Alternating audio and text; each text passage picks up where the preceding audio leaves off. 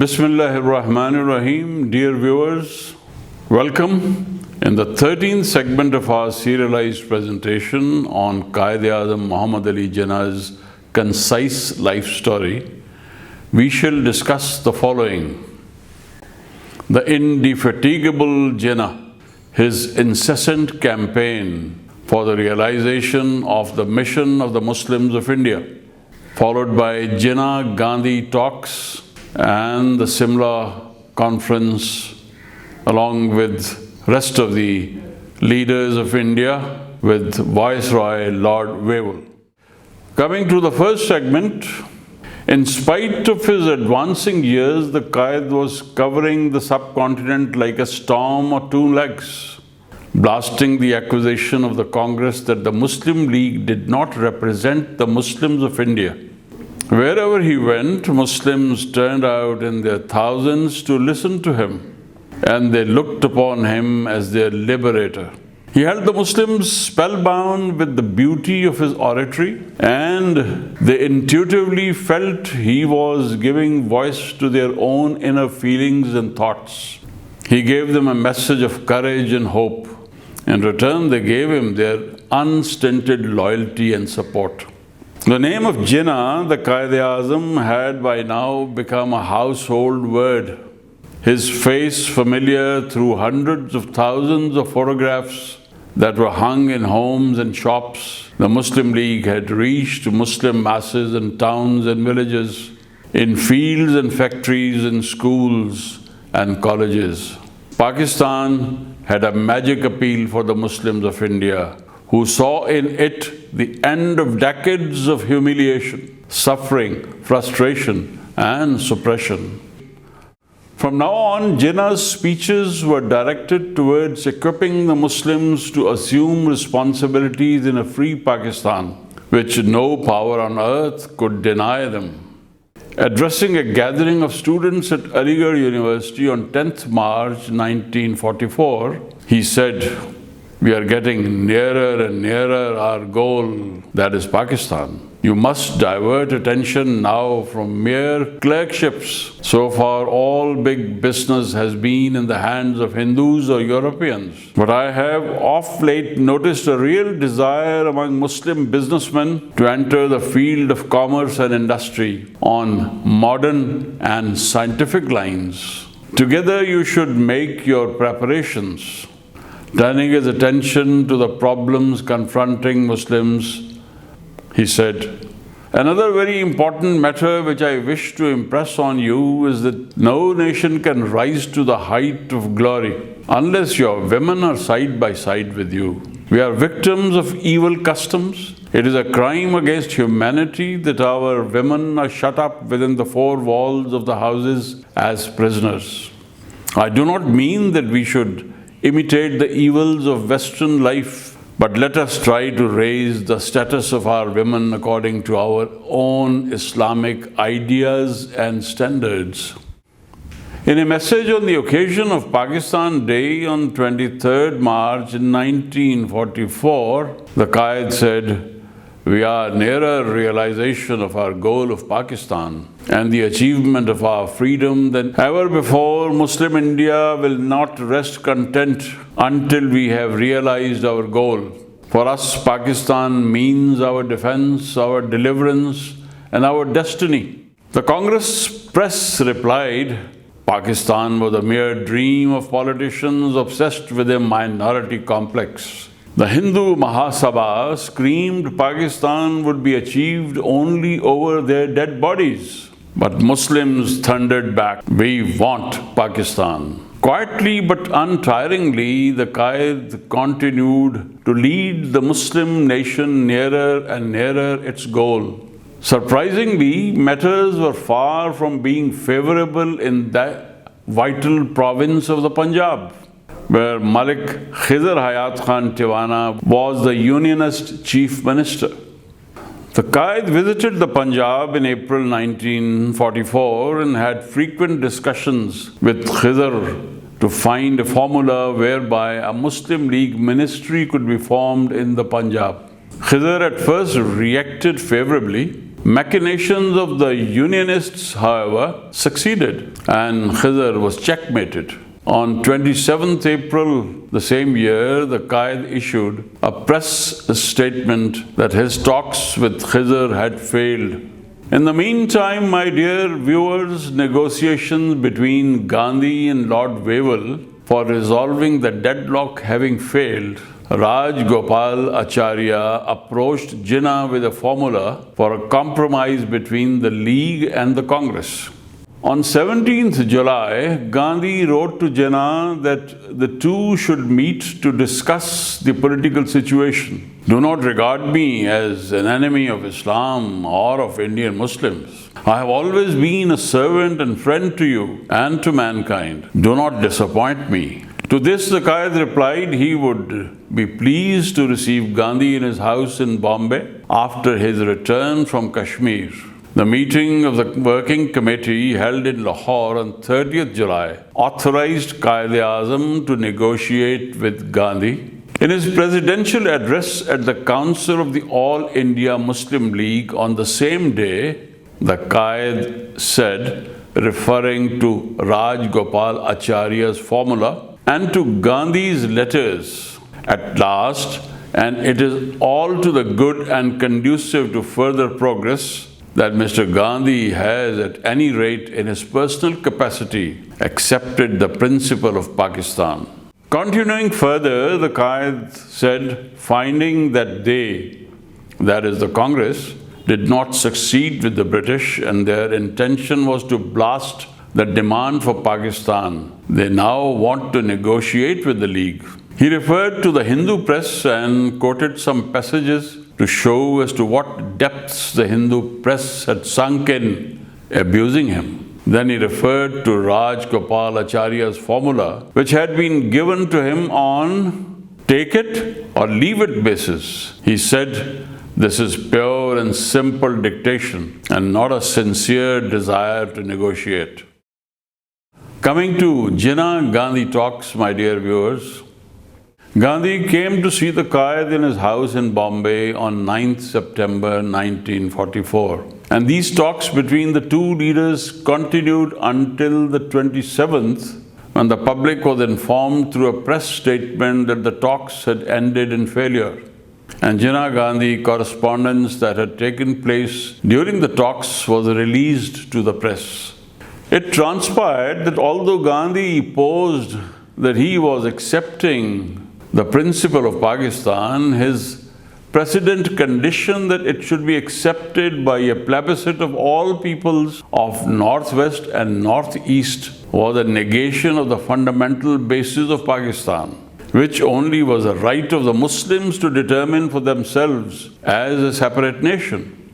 By all canons of international law, we are a nation, the Quaid had said to Gandhi. He further wrote, but when you proceed to say that you aspire to represent the inhabitants of India, I regret I cannot accept that statement of yours. It is quite clear that you represent nobody else but the Hindus. I am convinced that the true welfare not only of Muslims but of the rest of India lies in the division of India as proposed in the Lahore resolution.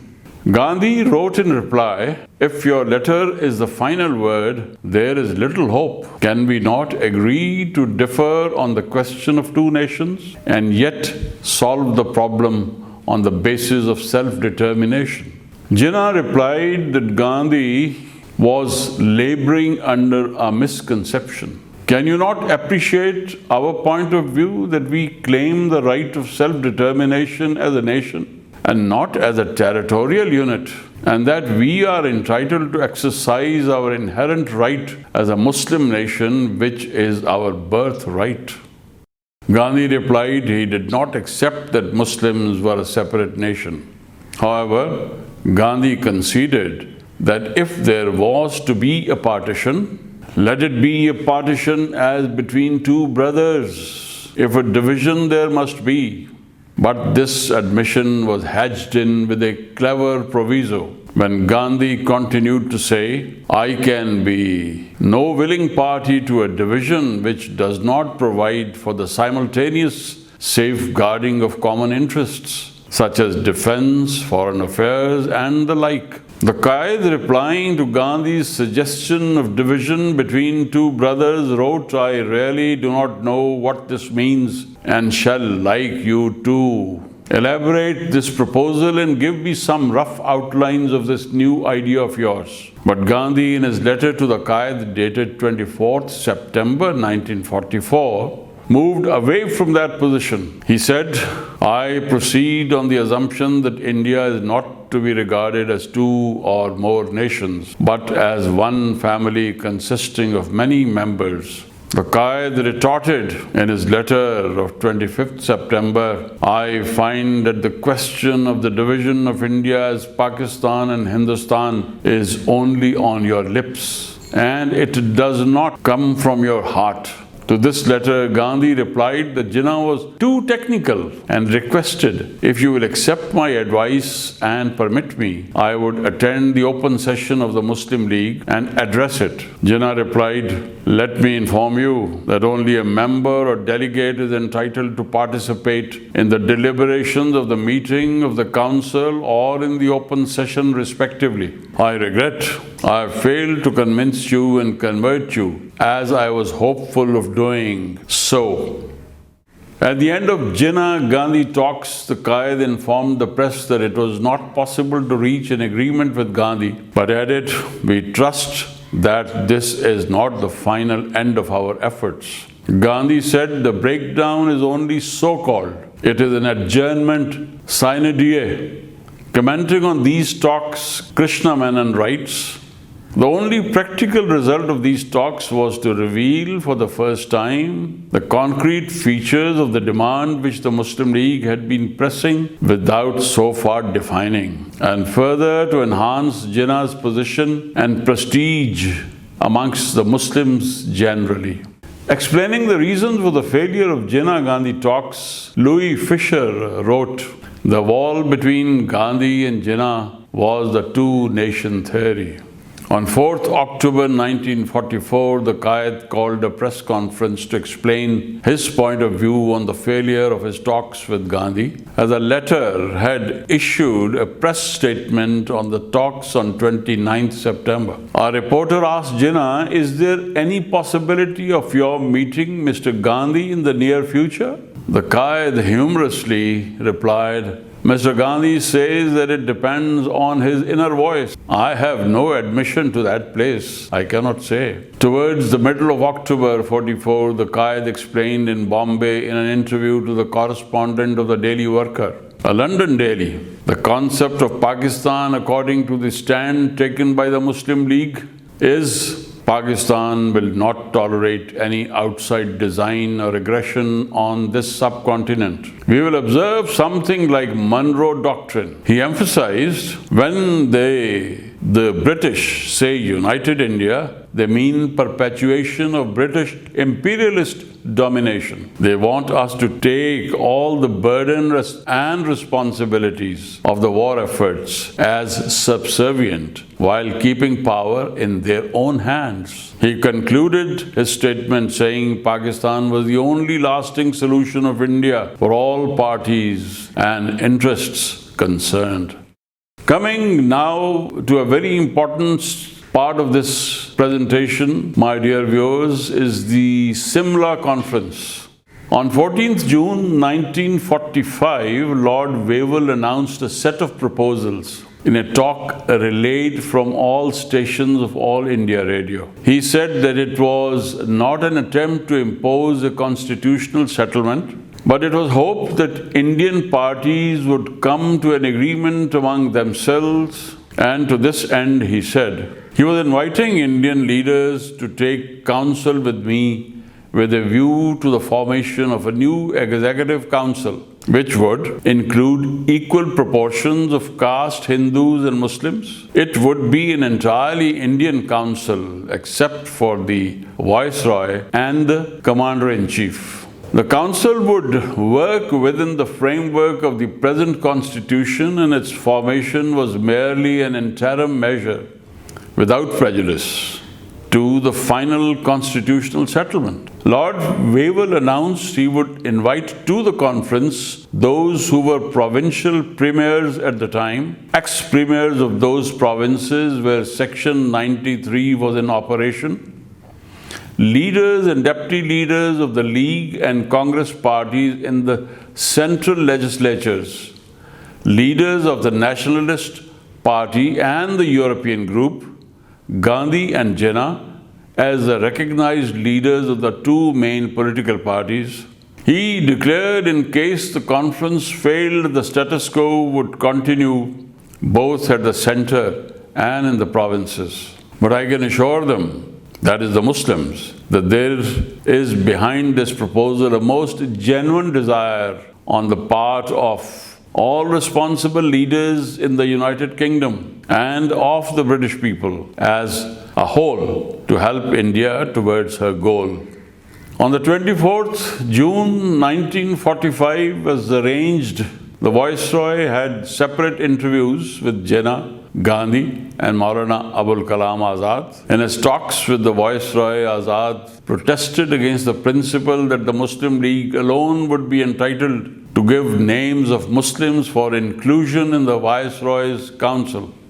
Jinnah informed the Viceroy that under the proposals as announced, Muslims would be in a minority as the non-Congress Hindus would always vote with the Hindus.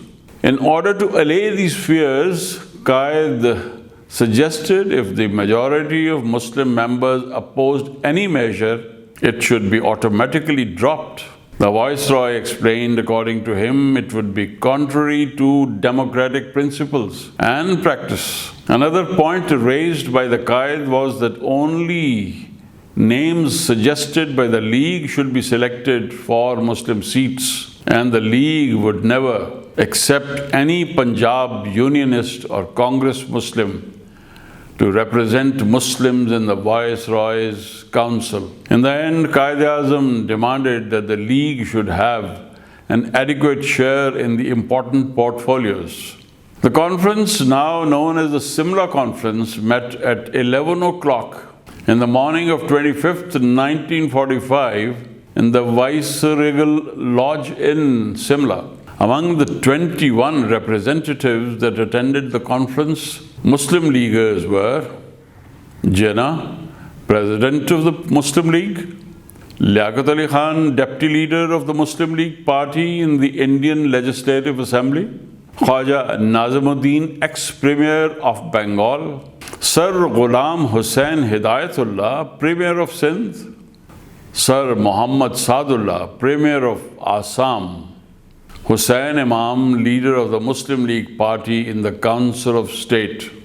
Other Muslim invitees were Maulana Abul Kalam Azad, President of the Congress, and Khizr Hayat Khan, Premier of the Punjab; Dr. Khan Sahab, Premier of the Northwest Frontier Province. Thus, in a conference of 21, only 6 were Muslim Leaguers who would be opposed insofar as Pakistan ideology was concerned by 3 non-League Muslims. On behalf of the Congress, Maulana Azad said the Congress would not be party to any proposals that would tend to reduce the Congress to the status of a communal organization. He demanded complete independence of India should be the objective of the conference and sought clarification from the Viceroy on the following points. Number 1, what would be the powers of the proposed External Affairs Department?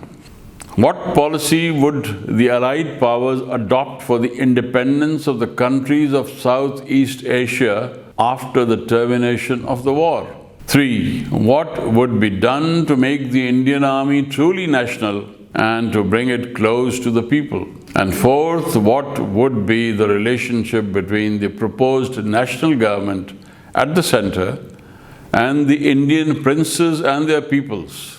Azad made it clear that any commitments made by Congress representatives at the conference would be only provisional, subject to being accepted and ratified by the All India Congress Committee. The Quaid promptly intervened and severely criticized some of the observations made by Azad and said they were absolutely irrelevant. He said he would make his detailed observations after he had heard the replies of the Viceroy to Azad's questions. The Quaid lost no time in objecting to the last observation of the Viceroy and said, according to him and the Muslims of India, the Congress could only claim to represent Hindus and not Muslims. The Quaid made a comprehensive statement on behalf of the Muslim League. He said the presence of League representatives should convince all concerned of their sincerity to find a settlement acceptable to all, and that it was no use for anyone to indulge in derogatory remarks against individuals or political parties. But it must be conceded by all that Congress represented about 90% of Hindus, just as the Muslim League represented about 90% or more of the Muslims. He made it abundantly clear insofar as the Muslim League was concerned, it would accept no constitution which did not specifically provide for the establishment of Pakistan. And in that regard, the League was bitterly opposed to the Congress demand for a united, independent India. He reminded the conference that the Working Committee of the League had adopted a resolution on 30th August 1942, wherein the League had said it was ready to sit with any party on a footing of equality to setting up a provisional government of India in order to mobilize the resources of the country for the purpose of the defense of India and the successful prosecution of the war. When the conference took up discussion on communal parity in the Executive Council, violent divergence of views began to manifest itself. Representatives of the Congress, the nationalists and the scheduled castes objected, their main contention being that it brought on the same level representations to a community of 250 million with that of a community of 100 million. Hindu objections were supplemented by Azad and Dr. Khan Sahab. Jinnah defended the principle of parity and explained at length the point of view of the Muslim League on this all-important problem. It was obvious the conference was heading towards a blind alley, and Pandit Pant of the Congress called on Jinnah to discuss the matter with him personally, away from the heated atmosphere of the conference room. As a result of these talks, Jinnah called on the Viceroy on 27th June and assured him, if it was conceded in principle that no Muslim would be taken on the Executive Council who did not belong to the League, he would be prepared to approach his working committee with any alternate and just plan that the Viceroy may have to suggest. When the conference met on the 29th, it learned, in spite of their best efforts, the talks between Jinnah and Pant had broken down, and no basis was arrived at for a rapprochement between the League and the Congress. All avenues of an agreed solution had been explored, but without success, and Lord Wavell confessed openly the conference had ended in a deadlock. Explaining the League point of view, the Quaid said Pakistan and United India were poles apart, and a wide gulf divided the ideologies of the League and the Congress. The League would come into the interim government only if it was publicly agreed that the Muslims had the right to self-determination. He gave a warning that Lord Wavell's proposals, if implemented, would be detrimental to the interests of the Muslims. He said, the Muslim concept of a nation was different from that of the other communities, and since the Muslim League had to bear responsibility for matters affecting Muslims, the League was fully entitled to claim full choice insofar as Muslim representation in the interim government was concerned.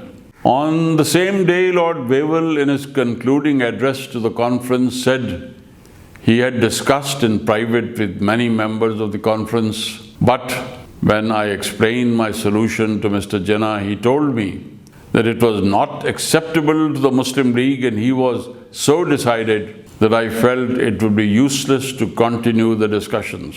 The conference has therefore failed. The Congress, the Hindus, and a handful of anti-League Muslims took up the Viceroy's refrain and condemned the Quaid for the failure of the Simla conference. But the Muslim nation acclaimed him as their savior and applauded him for having adroitly handled the case of 100 million Muslims. If the Quaid had wavered or compromised at the Simla conference, the case for Pakistan would have received a mortal blow. It was his firmness and unbending attitude when it came to yielding on fundamentals that saved the Muslim nation.